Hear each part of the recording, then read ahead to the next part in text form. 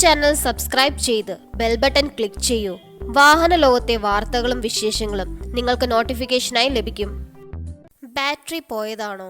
ഇങ്ങനെ കണ്ടുപിടിക്കാം. വാഹനത്തിന്റെ പ്രധാനപ്പെട്ട ഭാഗങ്ങളിലൊന്നാണ് ബാറ്ററി.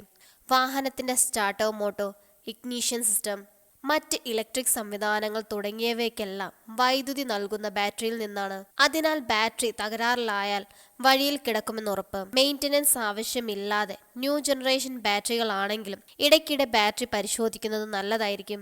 സാധാരണയായി 3 മുതൽ 5 വർഷം വരെയാണ് ഒരു കാർ ബാറ്ററിയുടെ ലൈഫ്. ഒന്ന് ശ്രദ്ധിച്ചാൽ ബാറ്ററിയുടെ ലൈഫ് വർദ്ധിപ്പിക്കാൻ സാധിക്കും. അധികം ഉപയോഗിക്കാത്ത വാഹനമാണെങ്കിലും ഇടയ്ക്ക് സ്റ്റാർട്ടാക്കി ഇടുന്നത് നന്നായിരിക്കും. ബാറ്ററി എപ്പോഴും കാറിൽ നന്നായി ഉറപ്പിച്ചു വെക്കണം. ഇളകിക്കൊണ്ടിരിക്കുന്ന ബാറ്ററിയുടെ പുറം ചൊട്ടയ്ക്കും ഉള്ളിലെ ലീഡ് പ്ലേറ്റുകൾക്കും പൊട്ടൽ വീഴാനിടയുണ്ട്. കൂടാതെ കേബിൾ കണക്ഷനുകൾ വൃത്തിയുള്ളതായിരിക്കണം.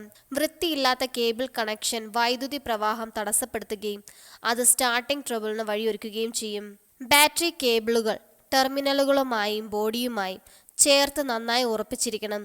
ഇല്ലെങ്കിൽ വാഹനം ഓടുമ്പോഴുണ്ടാകുന്ന ചലനങ്ങൾ കേബിളിന്റെ ഇൻസുലേഷൻ തേയ്മാനം ഉണ്ടാക്കി ഷോർട്ട് സർക്യൂട്ടിനിടയാക്കും. കൂടാതെ കാറിനുള്ളിലെ റൂഫ് ലൈറ്റുകൾ, പാർക്ക് ലൈറ്റുകൾ, AC എന്നിവ കാർ സ്റ്റാർട്ട് അല്ലാത്തപ്പോൾ അധിക നേരം പ്രവർത്തിക്കുന്നത് ബാറ്ററിയെ തകരാറിലായിരിക്കും.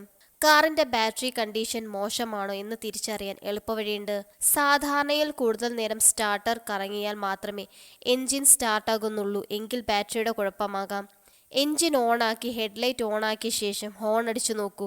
ഹെഡ്ലൈറ്റ് മങ്ങുന്നുണ്ടെങ്കിൽ എത്രയും വേഗം ബാറ്ററി പരിശോധിപ്പിക്കണം. ബാറ്ററി അത്ര നല്ലതല്ലെന്ന് കണ്ടെത്തിയാൽ ഉടൻ മാറ്റുന്നതായിരിക്കും ഉത്തമം.